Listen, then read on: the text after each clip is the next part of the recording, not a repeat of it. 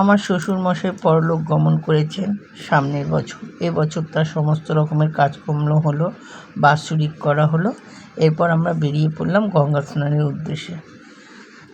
তো গ্রামের জায়গাটা এত সুন্দর, তেমন রাস্তাঘাট পয় পরিষ্কার, শহরে এরকম দেখাই যায় না। এই যে আমার শাশুড়ি মা, আমার হাজব্যান্ড, আমার দেওর, সকলেই বেশ গঙ্গা স্নানে যাচ্ছিলাম। পিছনে আমার ভাসুরদের টোটোও আছে।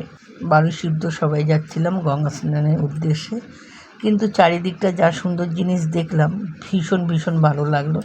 যেসব ফুল আমরা শহরে লুপ্ত হয়ে গেছে, সেই সব ফুলগুলো আমি গ্রামে দেখতে পেয়েছি।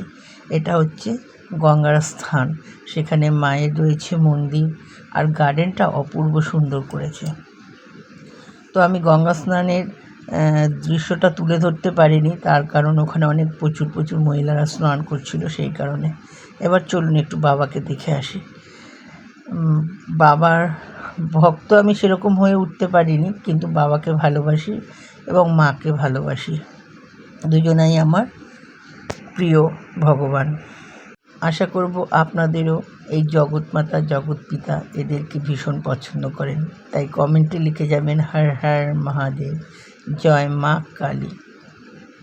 আমি চারিদিকটা ঘুরিয়ে একটু দেখাচ্ছি, কিন্তু খুব তাড়াতাড়ি করে দেখাচ্ছি, তার কারণ অনেকটা বড় লং ভিডিও হয়ে যাবে। সেই কারণে আমি ফাস্ট ফরওয়ার্ড করে দিয়ে তাড়াতাড়ি করে ভিডিওটা করেছি।